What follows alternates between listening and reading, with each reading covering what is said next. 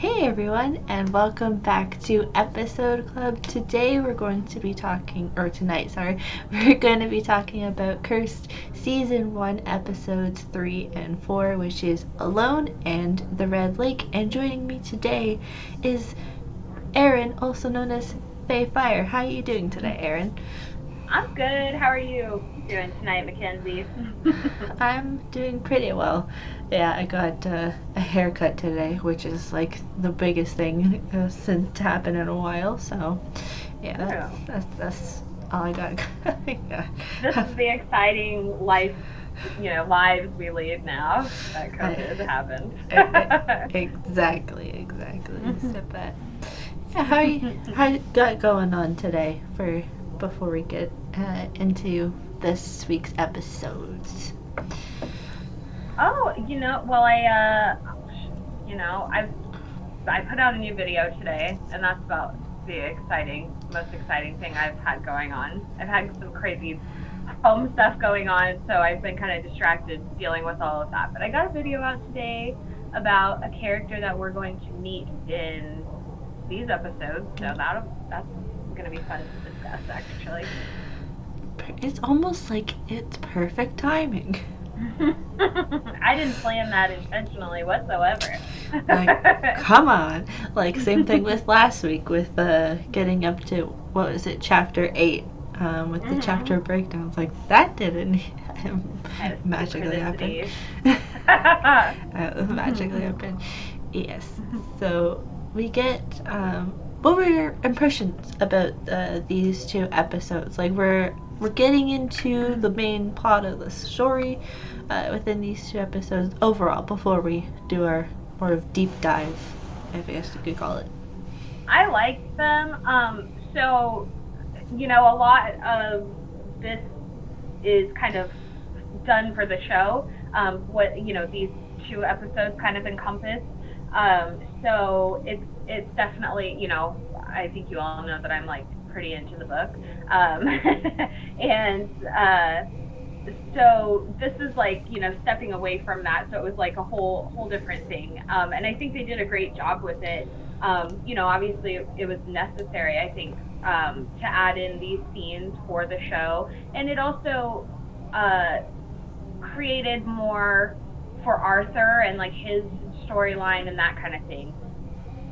It doesn't necessarily make me like him more, but we needed to kind of see this side of him, and then that gives us somewhere for him to like grow to, if that's what the story is going to do, and he's going to be King Arthur, like Arthurian lore. So Yeah, because like you said, especially with episode 3, you get a lot of Arthur's backstory in that episode, to kind of fill in the gaps of what we were missing from the first two episodes. Like we talked about, like the first two episodes give you some indication of who this character is and what their sort of backstory is, but when you're thrown into it in episode 3, that's the biggest part, which kind of you come to understand like the background of the character, and which leads obviously into the subsequent episodes of the season and into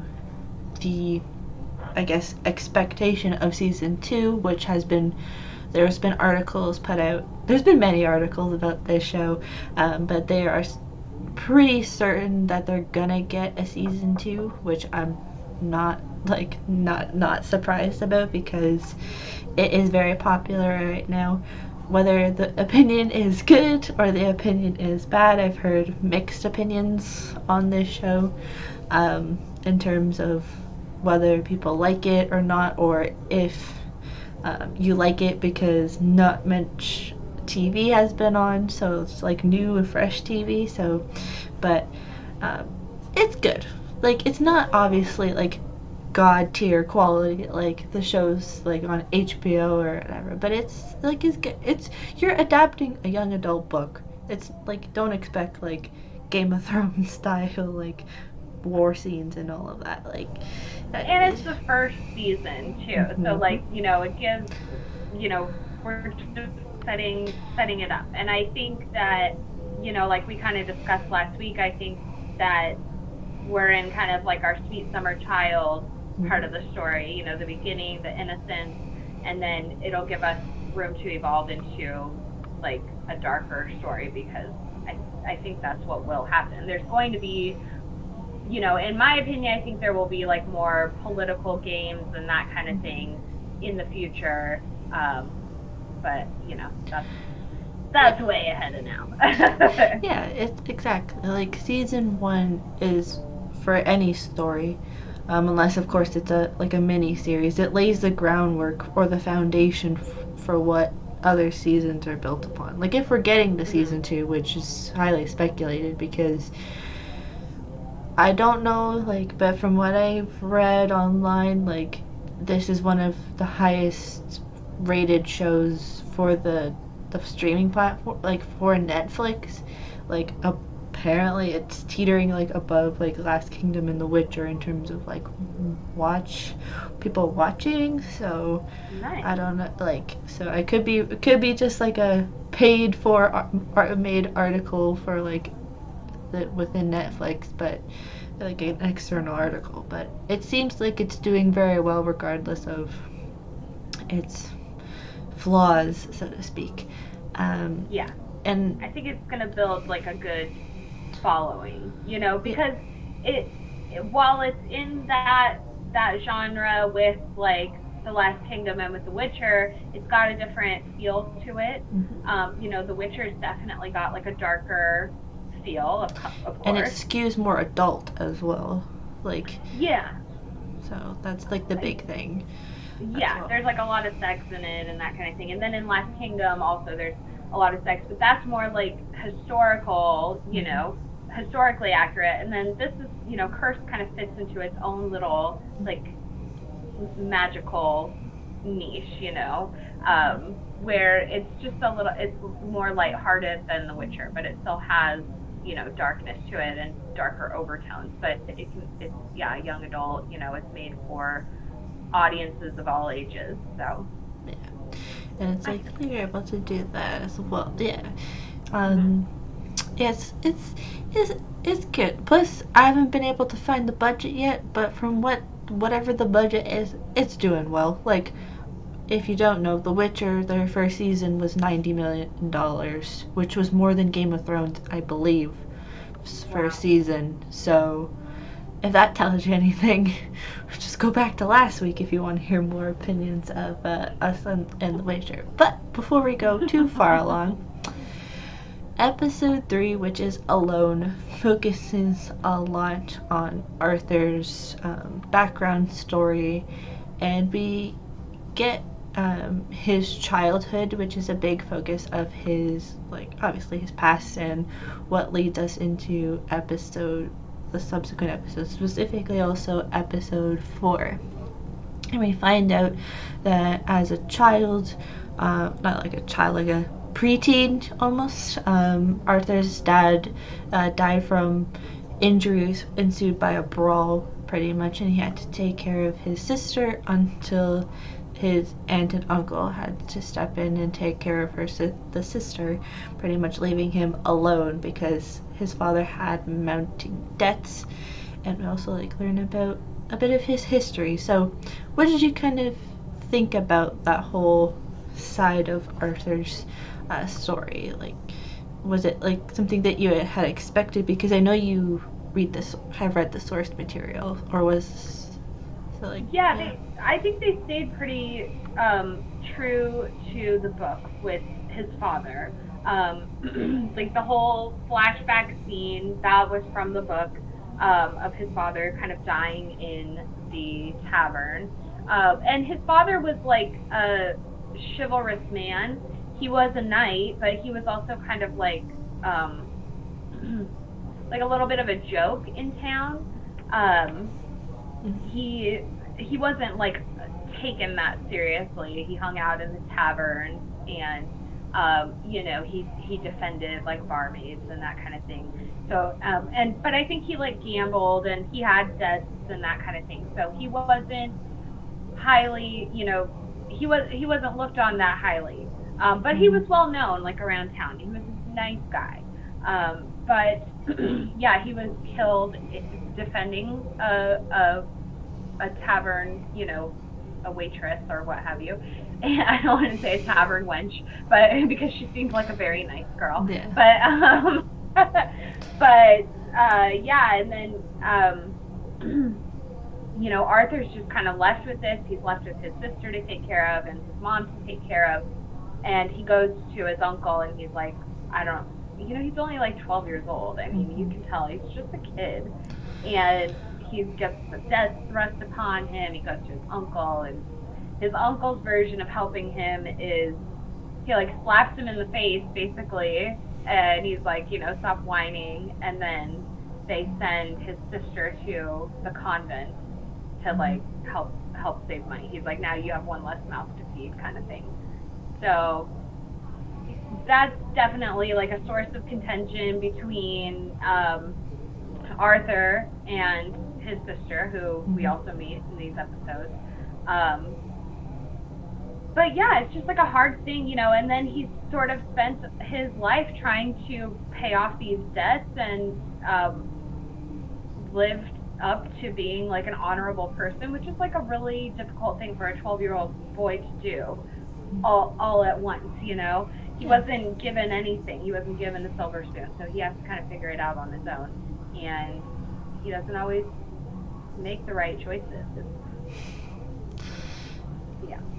Well, at 12 years old, no one really makes the right choice to do anything, especially when put in extenuating circumstances like his character is put in with that sort of situation. And then he ends up like on his adventures after effectively stealing Nimwe's sword. He comes basically and goes to visit his aunt because I believe it's like there was a tourney that was going on because he wants to be sponsored. Basically, he wants to be the knight pretty much to play in the tourney, and it kind of reminds me of a couple of like other stories as well. And we get a lot of backstory as well with his aunt and talking about honor, and which is that whole that part of the episode kind of got me a little bit like, oh,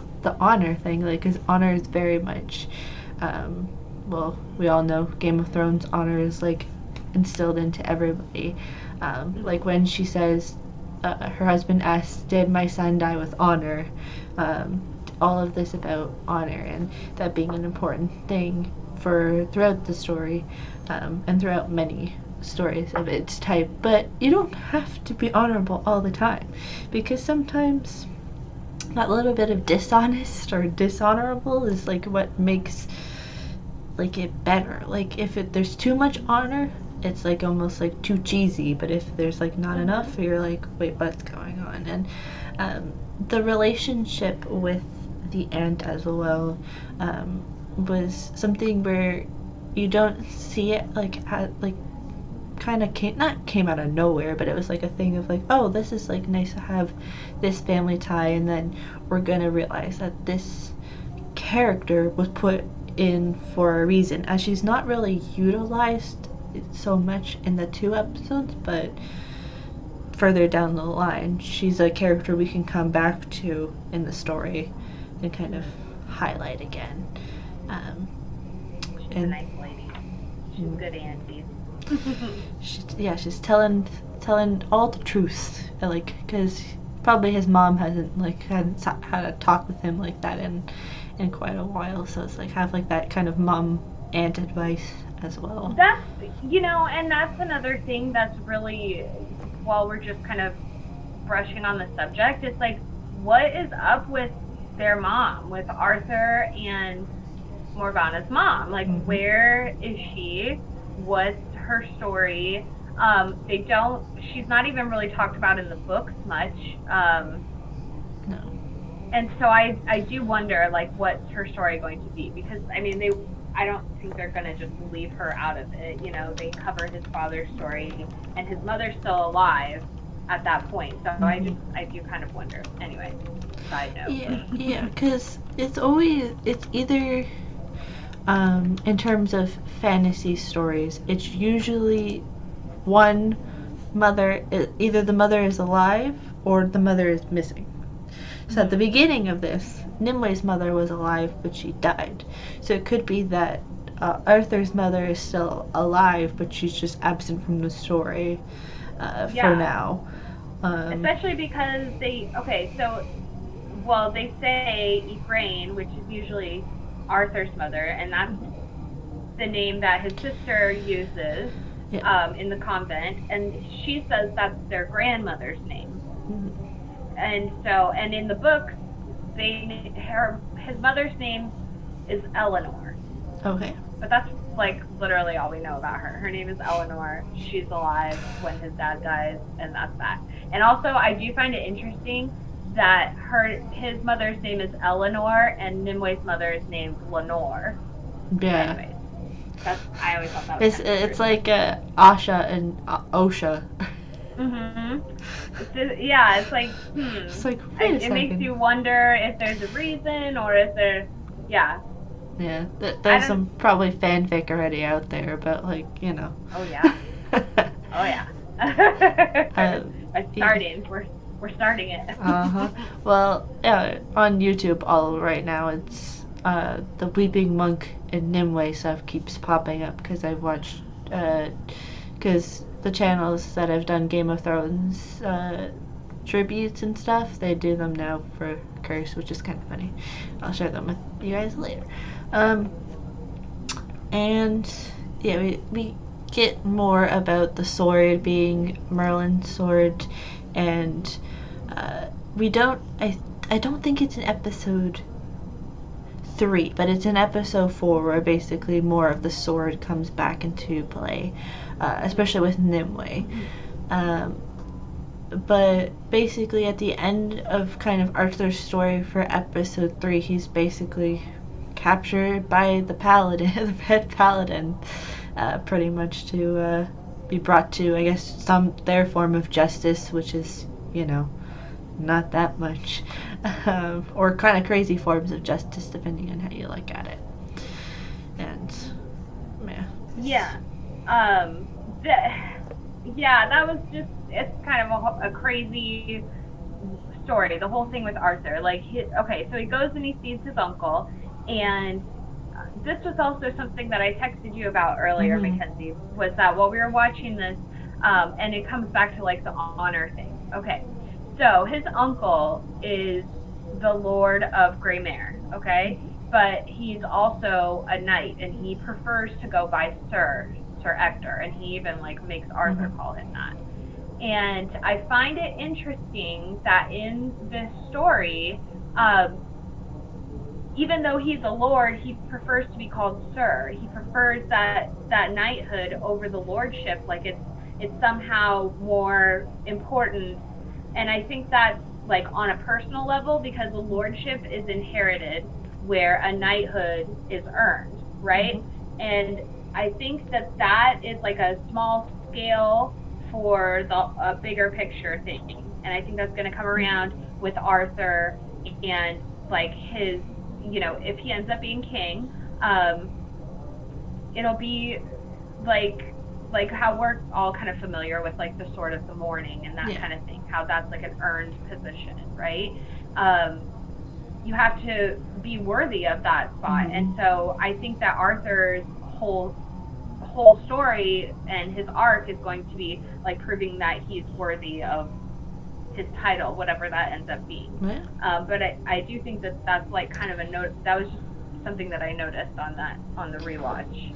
Yeah, because it's like there's like with all of these types of styles of shows, honor is very important, and as well with titles, and the fact that throughout this, specifically and more related to episode 3, Arthur's journey to gain the respect and gain the titles becomes quite important, and it's going to be something that is part of his, I guess you could call it his hero's journey type of persona kind of thing, which is what he's been given. And I feel like, yeah, if they do go down that direction of he by the end of the series would be king, or whenever they decide that, very much so.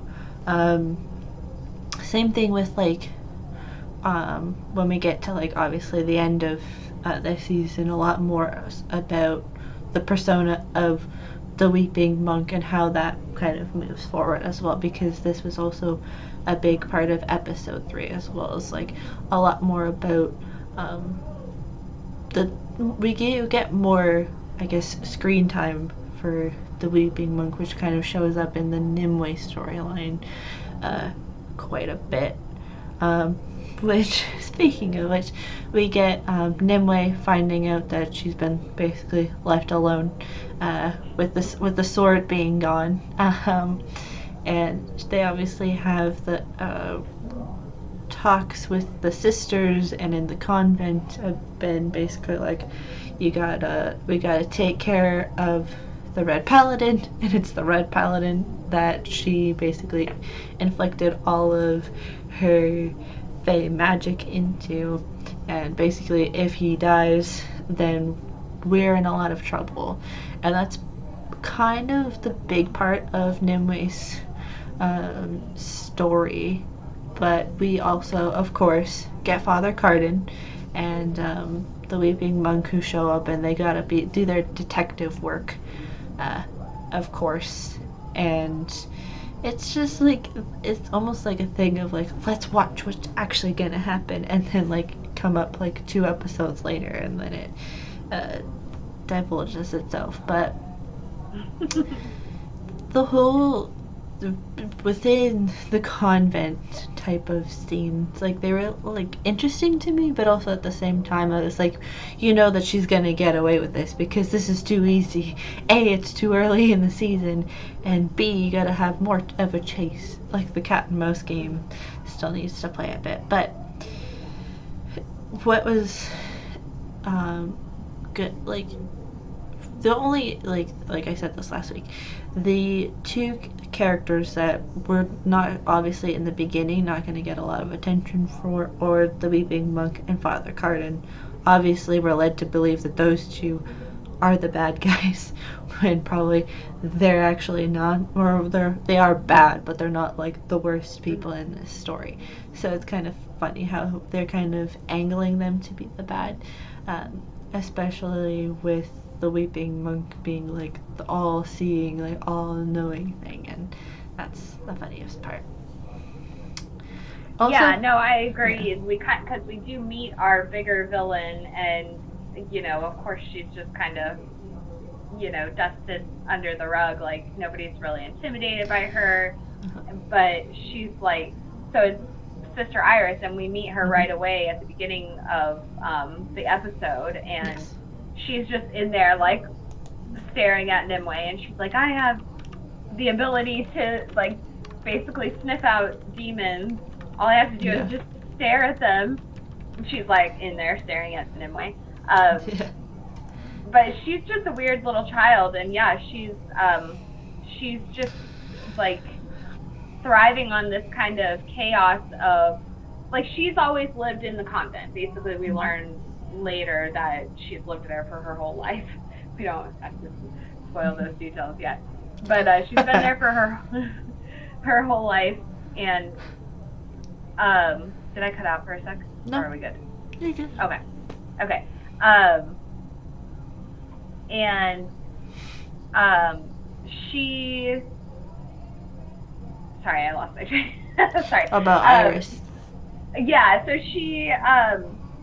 she's lived there for her whole life, and this is probably like the first time any kind of like excitement's happened to them, and all the other girls are like terrified at how dangerous these men are, and Iris is like cool, like she's into it because she knows, like, I don't even know what her deal is, what her like main motivation is, or like why she's so eager to kind of turn on her sisters or whatever.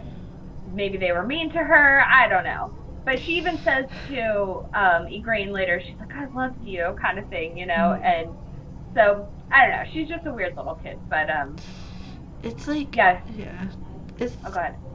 I mean, like, Iris kind of has the waif. I was about to say the waif, the waif vibes pretty much of like, don't mess with me or I'm gonna come after you, kind of thing. And it's one of those where it's almost like there's something brewing underneath there. It's like no, like there's like you gotta have like the crazy person who lives in a convent their entire life just pop up and be, because sometimes not all nuns or not all sisters are as pure as we want to believe, especially probably during those times as well, where pretty much unwanted children were dropped at convents. So who knows? Maybe her mother was like, "No, I'm not dealing with this psycho." It's like that kind of whole thing. Yeah, she has a different storyline in the book too. She is actually raised by this scary guy called the Melted Man, and she's raised to be a pit fighter. And it's actually, when like the way that she's described it kind of reminds me of, it made me think of Arya when in like season 5, I think, when she goes after Marin Trance. Yes. And yeah, and she's just like savage. She's like, you know who I am? Just like stabbing out his eyes. I can't like, I love Arya. I think you guys might know that, but like that scene is like too intense for me to watch. Like I usually close my eyes. I'm like, no, Arya. I mean, like I want her to kill him, but like, yeah. But it's so gory and crazy. But that's kind of like what Sister Iris reminds me of when she talks about being in the fighting pits, because she's like crazy savage and like abused, like the Melted Man would like abuse her to make her meaner. So it also kind of reminded me of Reek a little bit, like when he's in the cells like eating rats and stuff because he's just being starved. So anyways, she's just a character. And then but yeah, it's completely different in the book where she's at the convent, and then like she you know, she's just so like, in the books she's already a paladin. Like she looks back, like her memories are, you know, she was raised by the Melted Man, but she's already a paladin. She's already serving them. And when we meet her, she's like leading. Well, we don't have to get all into it. You guys can go watch my video because I talk about it in there. Yeah, but, exactly. Don't give it all away. You gotta promote your video. Exactly.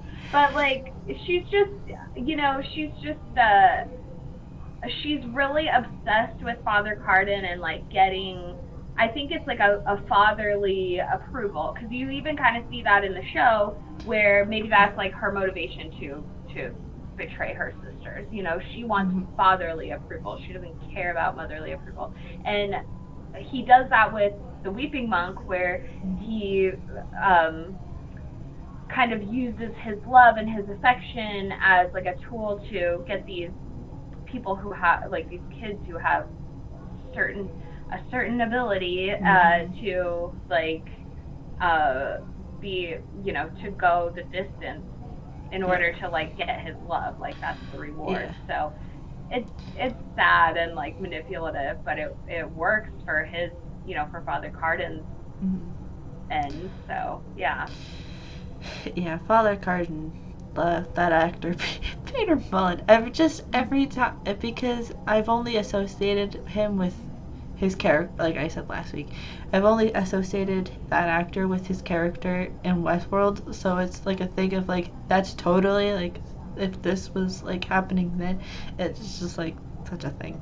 But yeah, the Father Cardin and his whole like attachment to the Weeping Monk, and of course because he's a father, he's like the whole thing of like my son, but because like that's what priests and fathers say all the time when you go to church. But it's almost like a thing of sometimes of like subliminally, it's like, is that actually his son? Almost like like at this point it's like you never know, especially because he's favored him as well. And there's a scene also within the Nimue, kind of this part of the episode, where like the Weeping Monk just like smells a piece of cloth and is like, oh, there's Fae here. I just gotta figure out who the Fae is. And it's like Scooby-Doo Mystery 101. And then you kind of, near the end of episode 3, kind of, he's starting to figure it out, like, because Nimue and why can I not remember her name? Arthur. Morgana? Yes. Or, yeah. They're with the Red Paladin, who basically is on his deathbed, and then he just dies. But they run out of the room into another room, and he's just like, it's like the dramatic, like, that's where they went. Totally. Kind of thing. They do that. That's kind of like, they just get so extra dramatic with the Weeping Monk, which, like, I don't even mind it. I totally am a sucker for it, because it's just so, like, fun and theatrical, and, like, I don't know. Like, I just appreciate those weird theatrical, like, silly things they do in this show that, like, a lot of people might find cheesy, but I just love it. I think it's fun.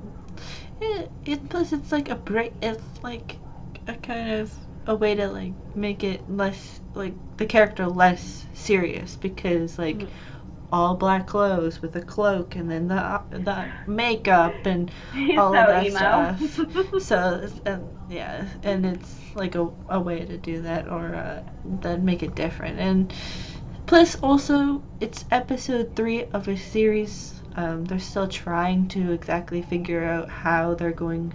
Like, they know kind of their style of how they're going to film this stuff, but also sometimes you gotta have dramatic moments that's not strictly dramatic, like the death of the Red Paladin. Like, you gotta make it funny dramatic.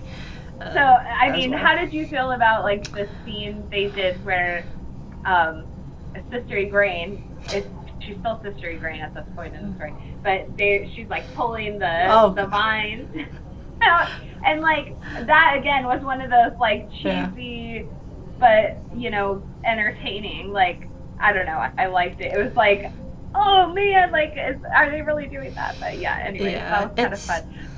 Yeah, it's like the poor actor who, like, had to, like, have that, like, because obviously they have to, like, have it, but it's like the whole thing of, like, having that happen, and just the, like, the effects on that was well done. Like, having that, like, be show, because that could easily go bad in terms of VFX, but it seemed pretty realistic, as well as, like, the injuries as well, because again, well, it's a pretty creative idea to actually to have that, like, growing inside, and then she's able to pull it out. And as well, I mean, I won't say in human medicine, but I was a vet tech, and sometimes you have to, like, pull things out of things, and sometimes it's an adventure, you know? Yeah. So, but another thing about that whole scene was, you know, in the book, the guy that gets suspended up in the branches like that, it's actually, like, a group of paladins that happens to. And then Nimue, like, slaughters them. She, like, kills them with the sword and goes all, you know, savage.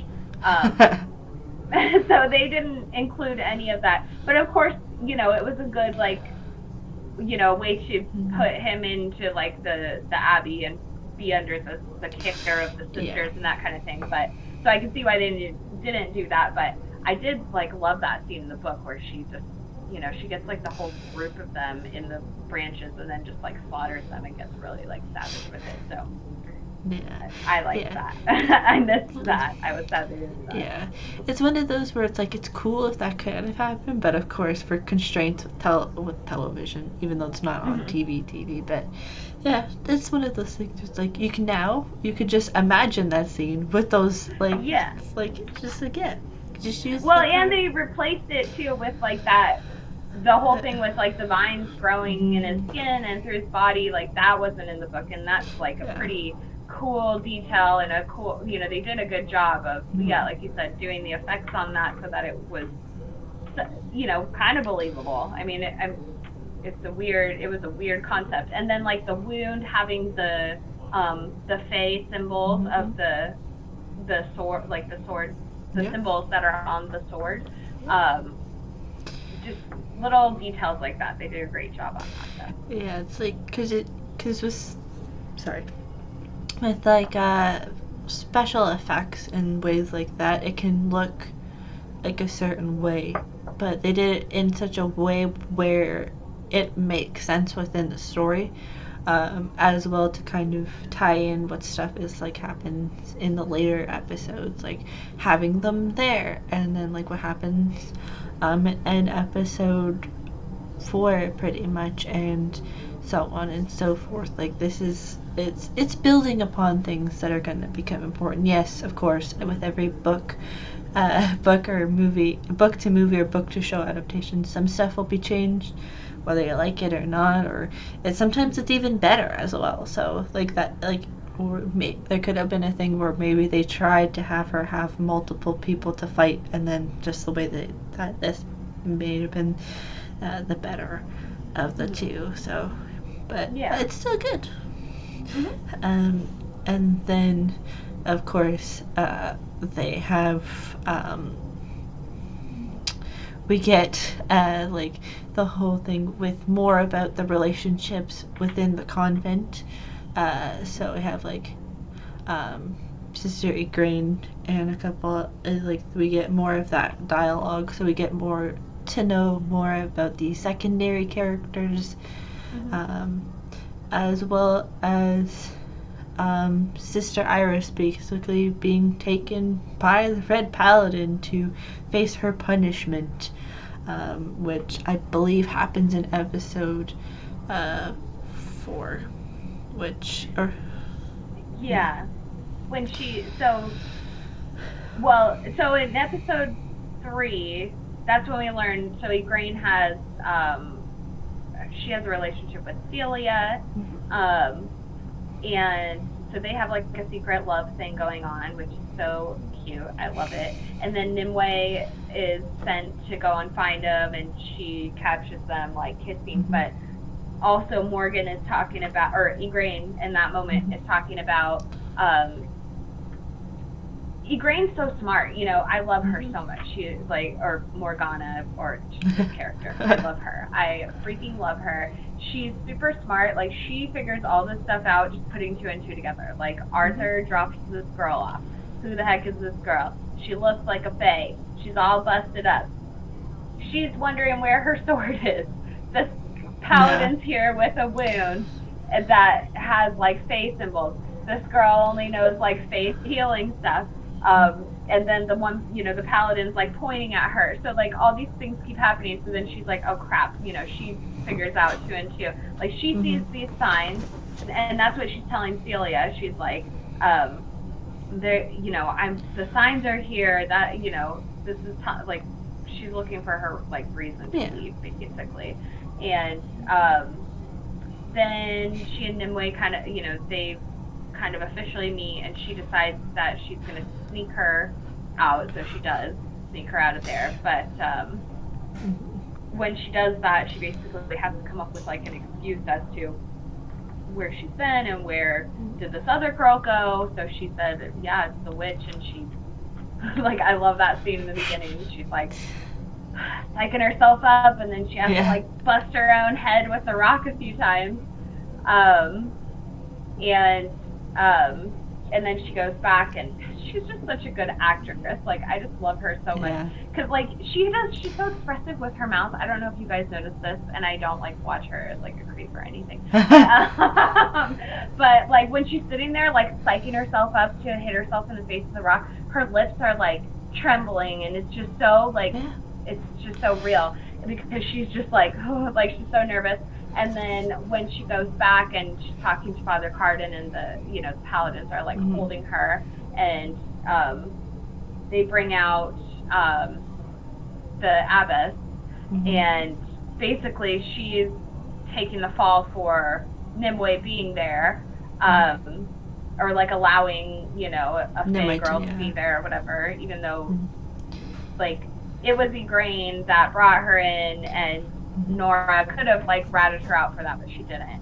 But they go to take her away, and then Igraine has that moment where he's like, are you like, this war, there can be no mercy, and are you with us or are you against us, sister? And she's like, she has to have that moment. She's like, yes, Father, but she's trying not to cry, and I'm just like, oh, Shalom, Bernie Franklin, I love you. You're just so, you are on point, girl. But anyway, so What were we talking about? Sorry, I got lost. Just Beautiful like woman. just like the last part of that, but I, I've, everybody in the chat's like talking about some fun stuff. But so on TV, a major says, "Man, my BFFL, his name is Iris. This chick made me hate hearing my BFFL's name." That's hilarious. And then OTDA said that getting Goose Skarsgård as Merlin was the best idea they had, in my opinion. He just kills every role he's in. The eccentric.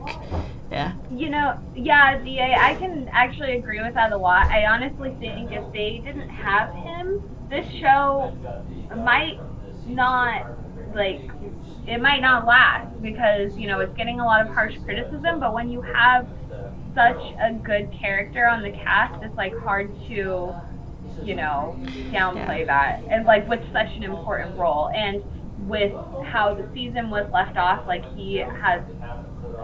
he's obviously going to be a main character next season. So I think that I think if they didn't have him on there, I don't know, it might not be so well received. But yeah, it probably would do. Him. Yeah, with having a character like Merlin being played by an actor like Gustav, if it was a different actor.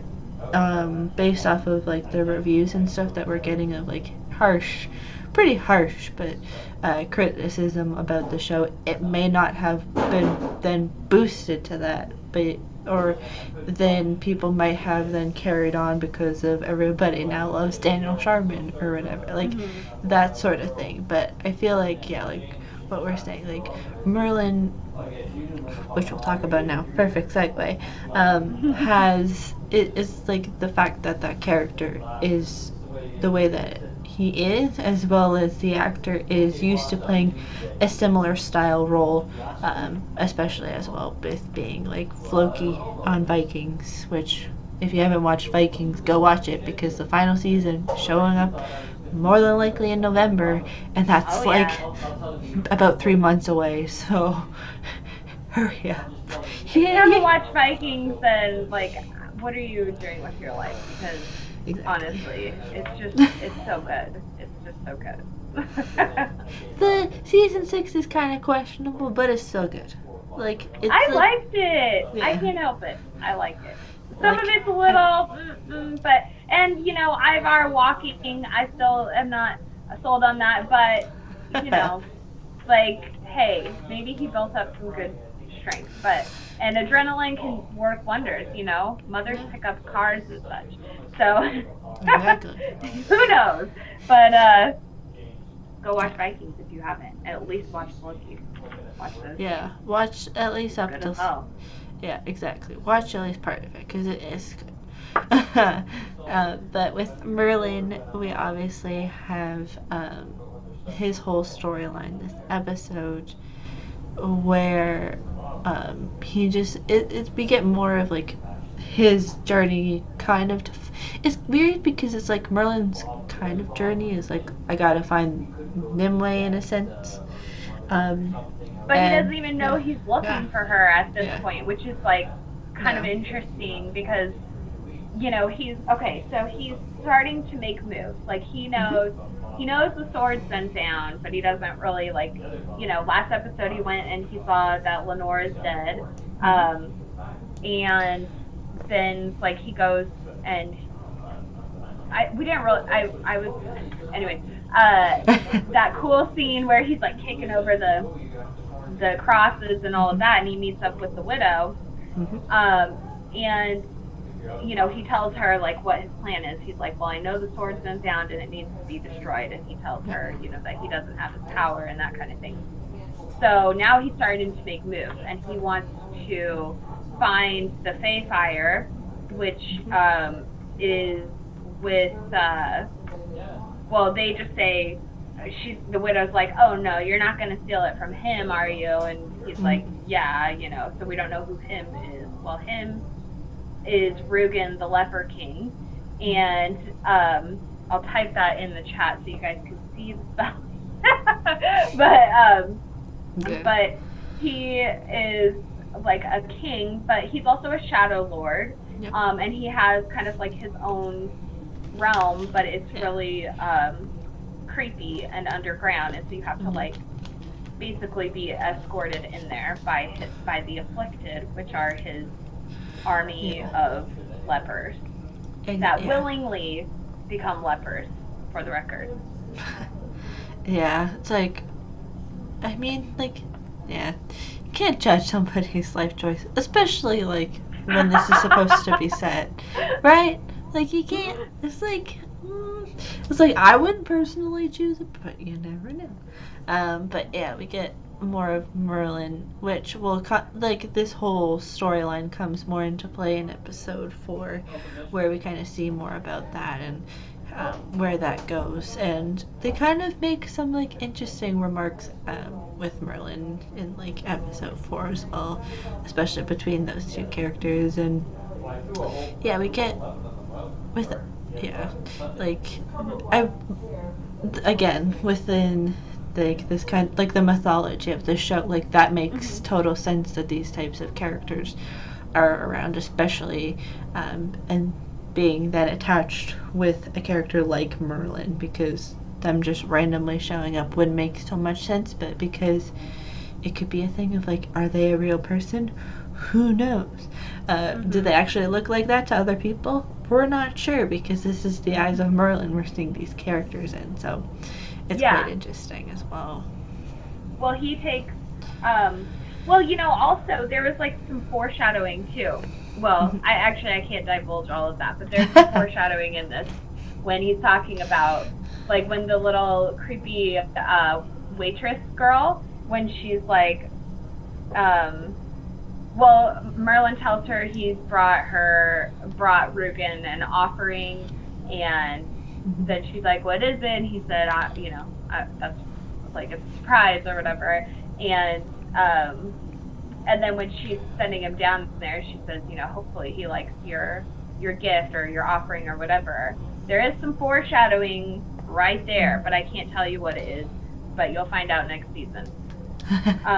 Ooh, better watch it. Or you might I'm sure you'll find out sooner when I tell you guys, but I'm just trying to wait for, you know, everyone to be caught up before I put out spoilers. Yeah. But there's something brewing. Yeah. But he does take him the Torque of Boudica. There's many ways of pronouncing it. But she's an actual historical character. She was the wife of the Lord of the Iceni, and I'm not very good at pronouncing that, so don't hold me to that.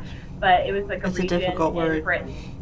Yeah, it was a region of Britain when it was invaded by the Romans, and they killed her husband, and they raped her daughters, and they flogged her in the streets.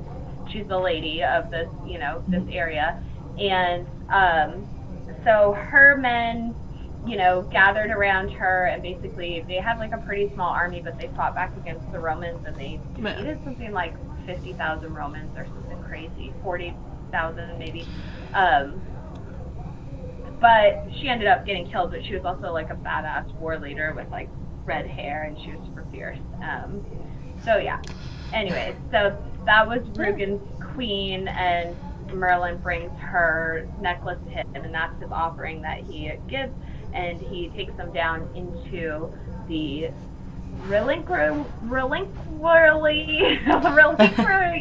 I can't say the word. Yeah, of Septimus the Younger, which is again another historical reference, I think, to the son of Septimus Severus. I'm so bad at these historical names. I'm like butchering the crap out of it, but I wouldn't do much better, trust me. Another Roman invader. So I'm sure he has some amazing, fabulous treasures.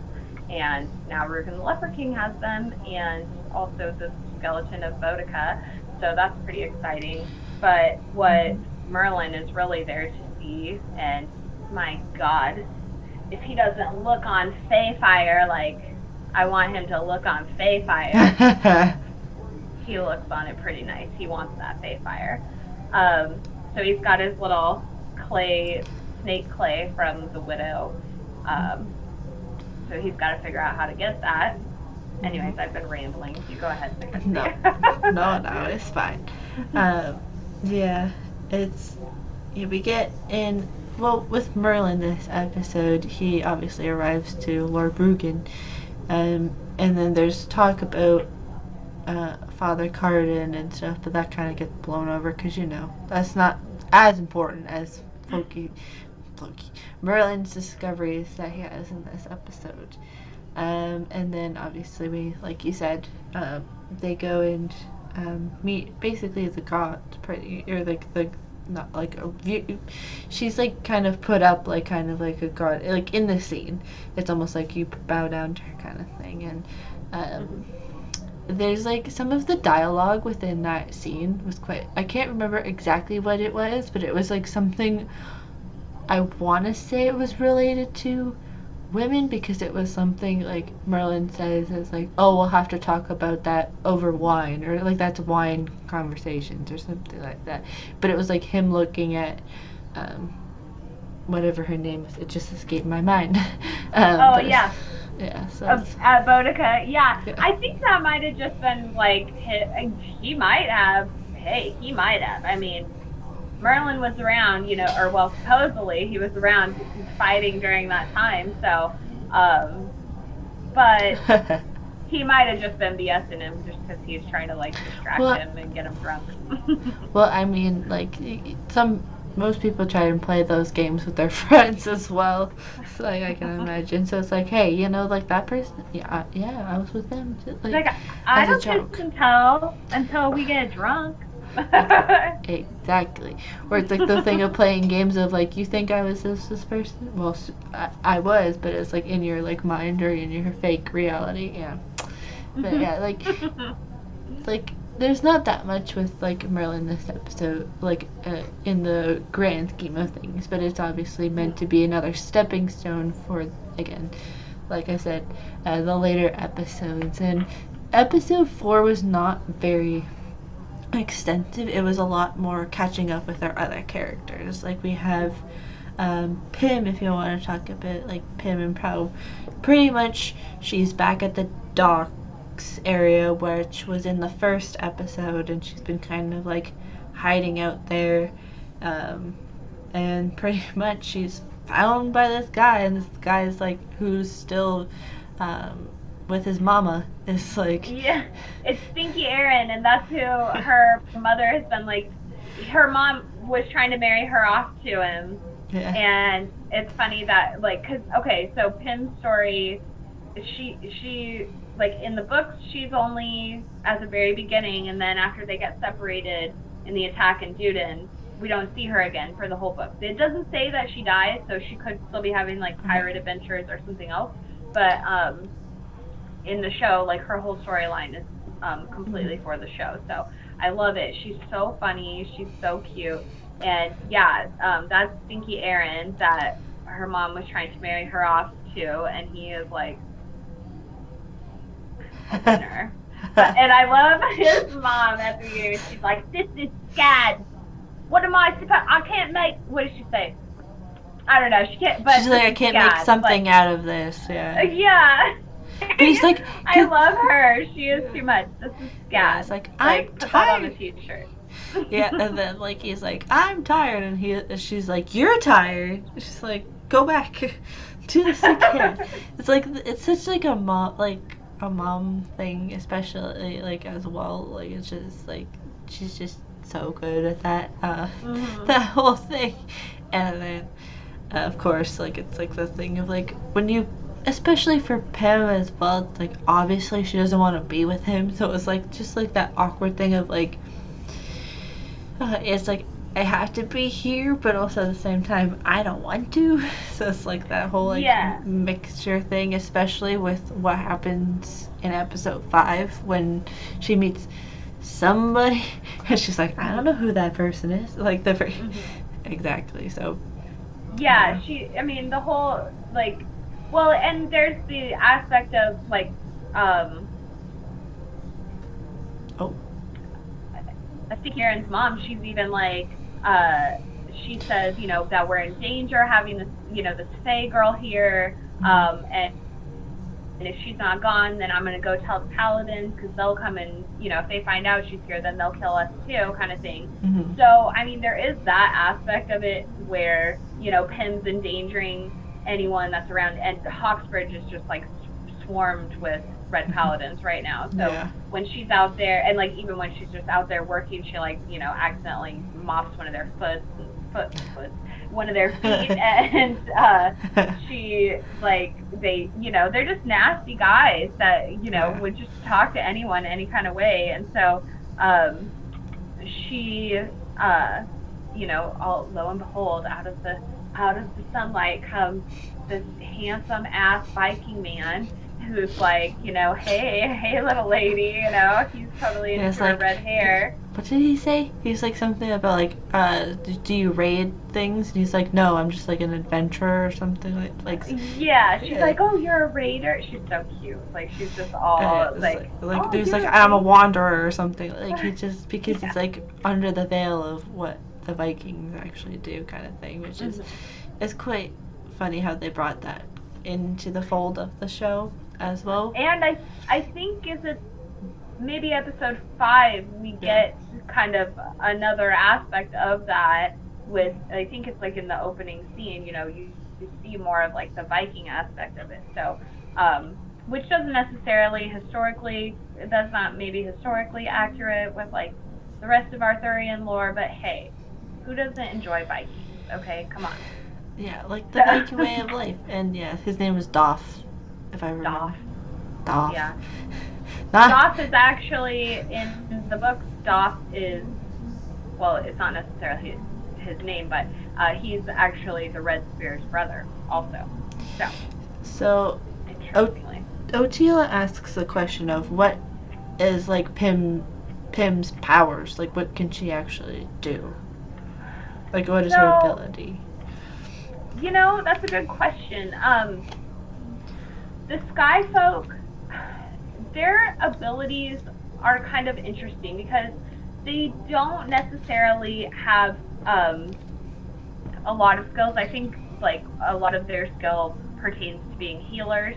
But even in the village elders, like when at the beginning of the story when Nimue is talking about the summoner ceremony, she talks about how even within the village elders, a lot of them don't have a lot of skill or connection to the hidden in the way that Nimue does. And Lenore seems to have, also a really natural connection to the hidden. But she says that the other village elders will have to use like an additional conduit, so they'll have to like taste the dirt or do other things where they're like doing using like an extra tool to kind of help their connection with the hidden. But a lot of it is also kind of like a farce. She says like she knows because she's observing it. She knows her connection with the hidden, and she knows that they're like faking it. So I think that they may not even necessarily all have skills or ability, but it's just like their culture, that's just like their culture. So some people have a stronger connection, and I think maybe some don't at all. But their culture is kind of been segregated, and Merlin kind of talks about that later too, when he talks about when the Romans came, they pushed the Fae into the mountains, and then they had to leave the mountains and go to like where just further and further into nature. And so they've always been like a segregated people, or at least for the last 1,000 years or so. So yeah, anyways, that was like a really long answer. I don't know. I don't think Pym can do anything. Maybe she can. Who knows? But maybe it's just and they do kind of touch on that, actually. healing abilities, but she's not like a healer. Because like Nimue says when she makes that poultice, she's like, Pym taught her how to make it, but she's like, well, she wasn't a healer. She was just perfect. Yeah, it's like you know all the things, but you can't actually do it. It's like Samuel Tarly. It's like he wants to be a maester, but he can't. Yeah, she's an acolyte maester. Yeah, it's like she's trying, but she can't. Maybe that's her final arc. She's able to actually utilize the power of the hidden in the final season. That's a good point. Yeah, maybe it's like her way of, continuing her people or something, or her, her people's culture. I don't know. Who knows? That's an idea. Too much cross fan fiction we got going on in my head. And then, kind of another thing we have, obviously, we might as well talk about is which is kind of like what is Nimue, because we did talk about a bit about the Red Paladin a little bit ago with when they capture what was it called? Arthur and the sword and all of that. Yeah, so we might talk about that. Yeah, well, so that's a lot of what episode 4 is. So basically Arthur, he gets arrested and they take the sword, and then they're transporting him from Grimaire back to Hawksbridge, I believe, to stand for his crimes there, which were basically when he and Nimue escaped after Nimue cut off Boris's hand. So his association with the Wolf Blood Witch, right? Yeah. But they're like, oh, we might burn you instead of beheading you. Yeah. Because you gave us the sword, kind of thing. Which, I'm sorry, I'd still rather be beheaded, but that's just faster. But it's a faster it's a faster way to die. Yeah, exactly. I do not want to be burned, under any circumstances. That would suck out. But so he's being transported back. They're talking crap back and forth, and then eventually he beats the crap out of the one paladin that's back there with him, and Arthur jumps out of the wagon and he takes off into the woods, and then it doesn't take long for the other paladins to figure out that he took off, but they still have the sword, so it's they're still kind of winning. But Nimue, on the other hand, so Nimue, basically, Sister Igraine got her out of the Abbey, and she's also, so that's when they find out her name is Morgana, and Morgana has organized kind of the Fae Underground, which is a network of, basically through the Abbey, she's kind of put people through. She has some guys with wagons, and they kind of transport people, and they have a secret hiding spot in the woods. And that's kind of introduced over these couple of episodes, because they find these symbols in the woods of, it's old Fae.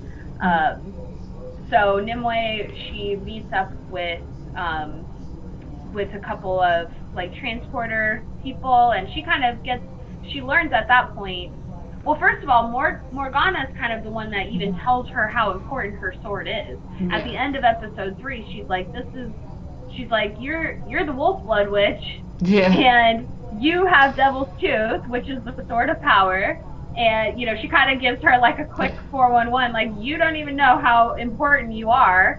Yeah, exactly. But you need to go find Arthur and take your sword back, and whatever, fuck that guy. Sorry. But she can care less what happens to Arthur. Yeah. She knows that he's kind of a dirtbag. So she meets up. She learns a little bit more about what's going on with Faye, and kind of that they have a secret hiding spot. But she's like, no, I have to go to Grimaire. I have to get this weapon, because now she knows how important it is. Then she makes her way back to Grimaire, and there she finds Arthur. Yeah. Without the sword. And it's like, buddy, you stole my sword and you lost it. It's like, he's like, and he tells her straight up, well, I lost it to the paladins. Like, I'm sorry. She, like, even though she does threaten his life, you know, in the next 30 seconds, like, I swear to God, if that was me, I would not be able to contain myself. Like, when she's like, I would burn just to see you hang, like, I would burn just to see you hang if you stole my sword and lost it to the paladins. Like, no freaking way, I can't even believe that. And he's just like, well, let's go our separate ways. And she's like, oh no, I'm gonna, you know, stab you with my cheese knife again, kind of thing. No, actually, she has a dagger, but. Yeah, it's like, let me just, it's like, it's just like, oh, it's like, what? It's like, and it makes her look like she's crazy, but it's like, no, it's like, you lost the sword, which is my journey. So the fact that you lost the sword makes me have to go 6 steps this way instead of going straight. But like that whole the dynamic that they have between the two of them is quite funny, because it's almost like a thing of like, oh, I can't do this. Why not? Because you did this, and then it's like the whole thing. And like the fact that also with her being on the run again, but without her sword, thankfully she gets another one, so that's good. So she's not all by herself. Like, she has like some sort of defense mechanism besides the power of the hidden, which some would say is more deadly than just a small knife. But yeah, well, and thankfully they kind of guide her. So basically she just tells Arthur, she's like, look, let's, like, I guess retrace our steps and try and find, like, where did they bring you in from, which direction did they go, kind of thing. Because also from where the paladins are standing, it's like, well, do they, they have the sword, but it's like, do they want to show up without the prisoner? They, that doesn't make them look very good either. So it's like, do they go back and look for their prisoner, or do they, go forward with their prize that they, have and want? So they decide to stop, I guess, and just think about it and take a little rinse in the lake, and that proves to be a poor idea, because the hidden basically start. Well, so Arthur and Nimue are wandering in the woods. They find the wagon who had transported her, that they were attacked and they were all killed, all the people that she'd been riding with. So that, kind of gets her upset, which brings out the hidden. The hidden start kind of calling to her, and they basically draw her towards where the sword is at, which is like very convenient. I must say, that's like the most convenient thing that ever happened. But so convenient to speed the plot along. Yeah, that really helped out. That's not how that went in the book, but Arthur also didn't steal her sword in the book, so and that's one thing that kind of ticks me off, that they even, like, it kind of bothers me that they had to do that to his character at all, because they've already kind of established that he's like a shady kind of person. I mean, I know that they needed it for like storytelling and that kind of thing, but it's like, did he really have to steal her sword? That really, like, makes him a piece of shit in my mind. Like, I wouldn't. Think it's probably like along the lines of, to confirm that yes, he's shady, but also as well, it's almost like a thing of like, well, you gotta make it so it's like there's something that's to make tension for, like, if they were going to then eventually draw upon it as like romantic tension, even though who knows at this point in the show, obviously. Well, and one thing I do kind of like, I will draw some comparisons, because I don't think that, and we're not to this point quite yet. I mean, there is a little bit of like romantic tension between Arthur and Nimue, and of course, we know that like advances in the future episodes. But I do think that they kind of set it up similarly, and as much as I don't want to constantly compare these two, but the way that Jon and Daenerys in Game of Thrones had their sort of uneasy romance, right? And I don't care who you are, that was not a comfortable romance. Like, No. it didn't flow well. It was set up that way, in my opinion, because we weren't supposed to be bought into it. Not the way that we were with John and Egret, you know, Yeah. not the way that we were with other relationships in the show or in that story. Like, and I think that Nimue and Arthur is going to be a similar thing. I think it's kind of being set up with this uneasy and unnatural romance that will be a source of tension later in the story. Yeah, because there's already on social media. There's already all of the like in terms of like the what the viewers are like looking for. I've seen more personally on like the feeds that I go through. It's like that it's like more of like her with the weeping monk is like the prevailing thing right now, but that could ultimately always change because you gotta like you usually typically put the powerful people with the powerful people. Like Arthur right now, not super like externally powerful, if you want to call it that. It's like more of just like by proxy he's like a powerful person kind of thing. Exactly. He hasn't earned it at this point yet. And that's another, I think going to be like a huge part of his arc, is like earning his place and, proving his worth and all of that. And that, of course, is a huge part of like these 2 episodes. But his story in general, if it's going to like go with Arthurian lore and that kind of thing, even if Nimue is like our main character throughout the whole story, I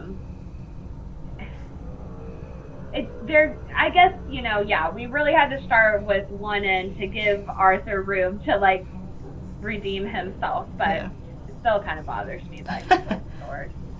Because that didn't happen, and that really does make him a piece of crap. Like, I would have a hard time forgiving and forgetting that whatsoever, but Nimue, apparently, well, she's young.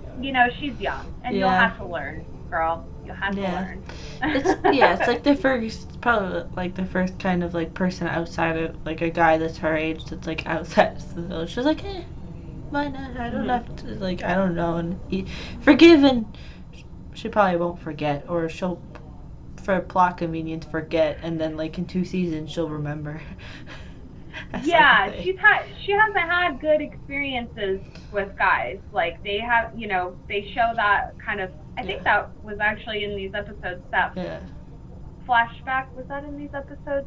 That, with those kids, and they like tease her and, rip her dress and all of that. And, she has so many experiences like that, that hopefully she just realizes, as I think I might have said this last week, but Morgana tells her that you're far too important to need any man, okay?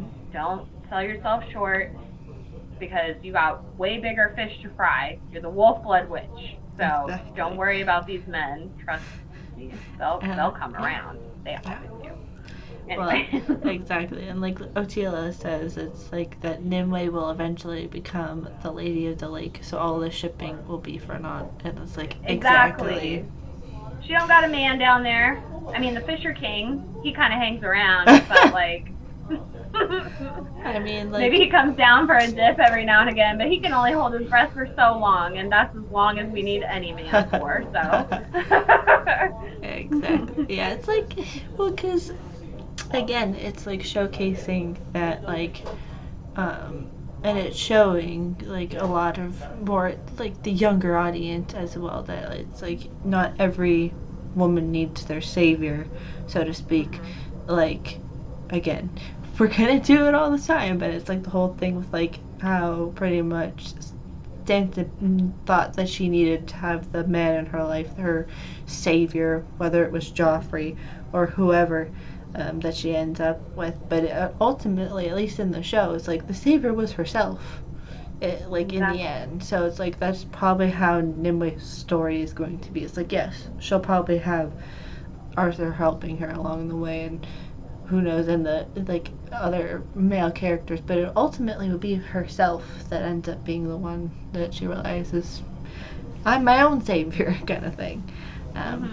as well. And that's like across the board, like these female characters. This is such a great story because there are so many strong female characters. Every single one of them is a strong woman.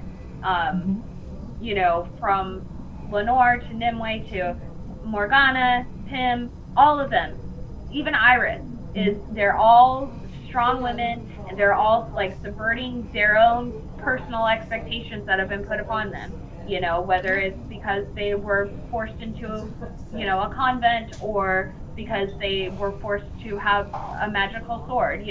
They all have to have, they all have to make these choices, and really at the end of the day, like, you don't need a man to fulfill your destiny. Any one of these women. Now maybe Pym, because that really helped her out getting on that Viking ship. That definitely helped her out. But who's captain of that ship?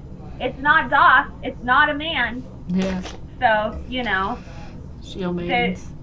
Yeah, exactly. So I mean, that's what's so great about this story. And honestly, I think that Thomas Wheeler, when he wrote this book, I did find out that he has, I had a feeling that he had kids, and I had a feeling that he had a daughter, because the way that he writes, these strong female characters, usually men aren't writing about that without like some kind of motivation. Usually that's a daughter. Well, yeah. And so it turns out he does have a daughter, and actually she is in maybe episode 5, I want to say. She does a little cameo, and she's, a young lady, and I think that was like probably a huge part of his motivation in writing this story and having so many strong female characters, while it's still being this classic story that it is centered around, like normally centered around male characters. Yeah, like Arthur and Lancelot and everybody, yeah. Exactly, but making it to where the women are the more powerful in the story is just like great commentary, especially for like the current times, the age we're living in, and then just in general for like young women growing up. Like, I'm sure that he wrote this for his daughter and wanted her to have strong female characters to look up to. Just like my daughter, I want her to read this story more than like, and like Miss Babylon, although I know there's controversy about the author, but these stories where it's like from the female's perspective, and it's still classic literature, that's not like influenced with like, through like a classic literature lens where women are dumbed down. Exactly. Yeah. I want the powerful women. Merida, that's like the only one, and Mulan. There you go. Merida, that's my daughter. She's a little crazy little redhead. That's my girl. Exactly. So, yep. With the bears, exactly. So it's like, anyway, yeah, like the way that this show, we're kind of gotten to this point as well, because episode 5 kind of, when you watch these types of shows, you just want to watch the next one, but yeah, they kind of get to the point where the last kind of thing, but we'll talk about that in a second, is like Morgana and all of that. But yeah, this show, it really highlights, like you said, Erin, the power of the women within the show. Like, yes, of course, there's the men in the show, but the women are really highlighted, because the main character, Nimue, Catherine Langford is the main role, but then there's like all of these other ones who play roles that, yes, they may be secondary because they're not top tier cast or whatever you want to call it, but they still influence the story in such a way where you get it, where especially within like the Abbey and everything, like that's like, it takes up pretty much 2 episodes of like that whole dialogue, and learning about that as well, and how that kind of plays in, and how those types of characters as well will play into the future.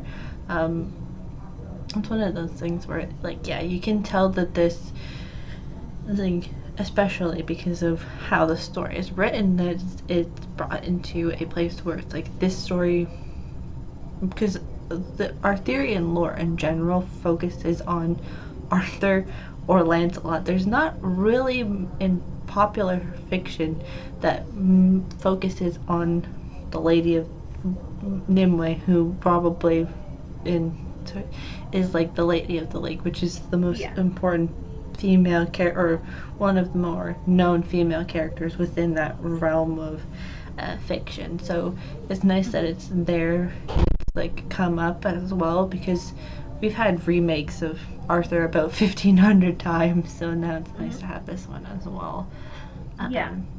Because they did, like, Mists of Avalon is definitely from the female perspective, but that was a really long time ago that that book, the book was written a really long time ago, and I love it so much, and I know, there is controversy about the author, so I think that, unfortunately, that book kind of has a stigma attached to it.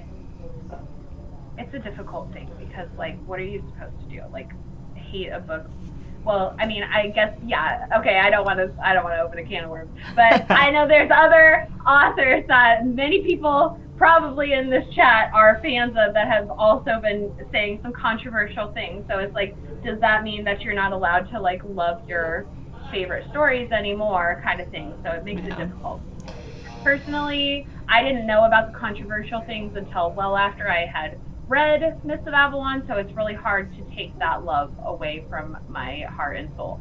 But that book is really written from the female's perspective, but you don't get much more of that in the Arthurian realm of, like, the women being the point of view characters.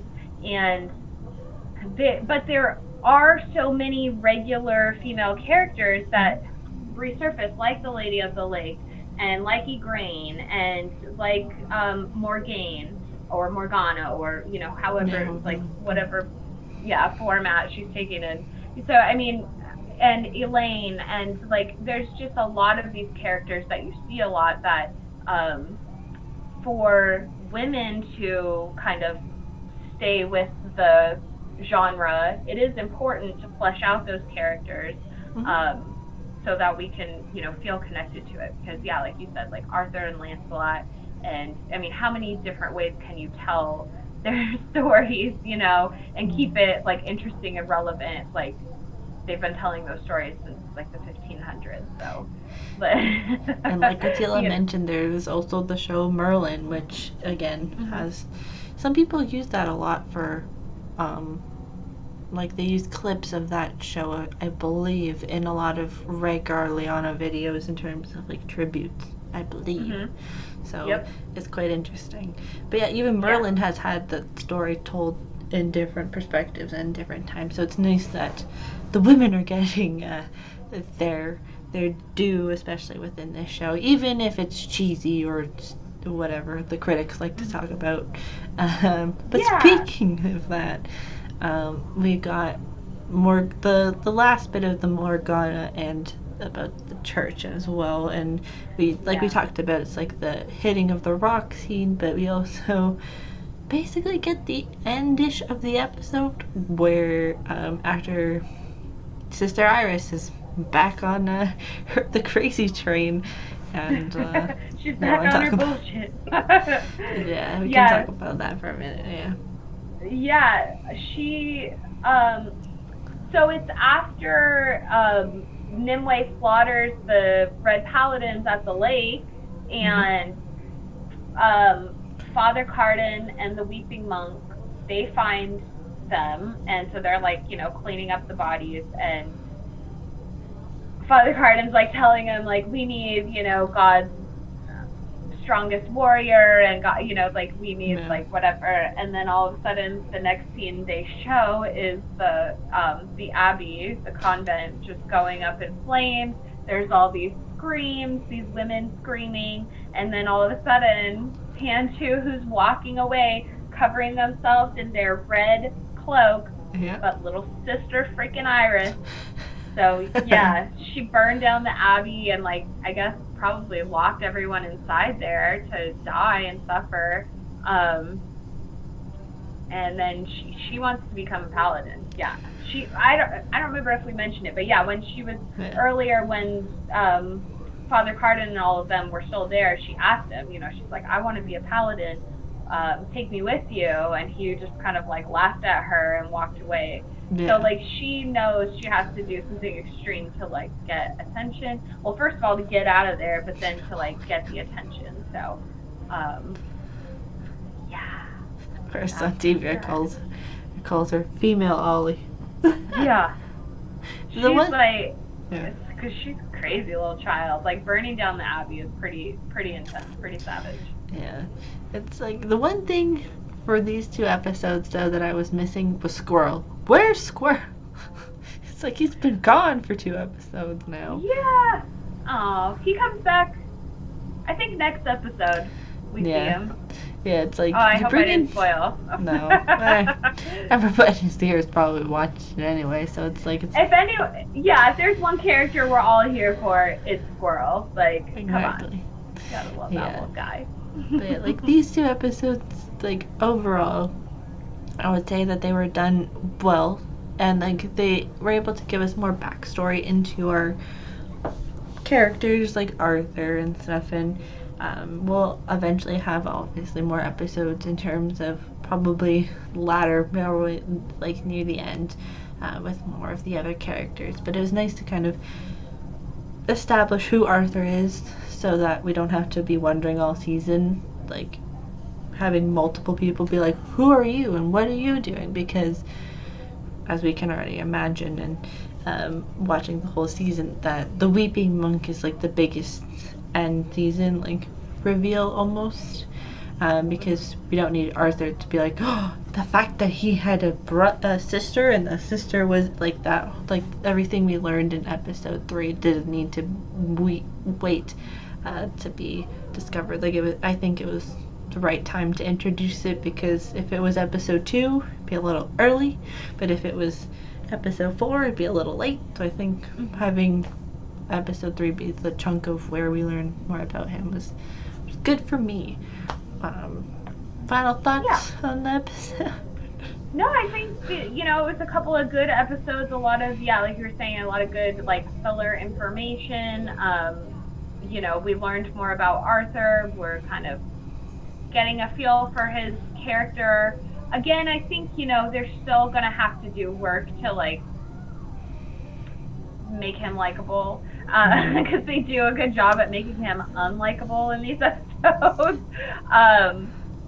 But yeah, so they did a good job of that, of like making me not like him very much as I want to, and as much as, like I said, I was upset that they made him steal the sword, even though it's like good for show storytelling.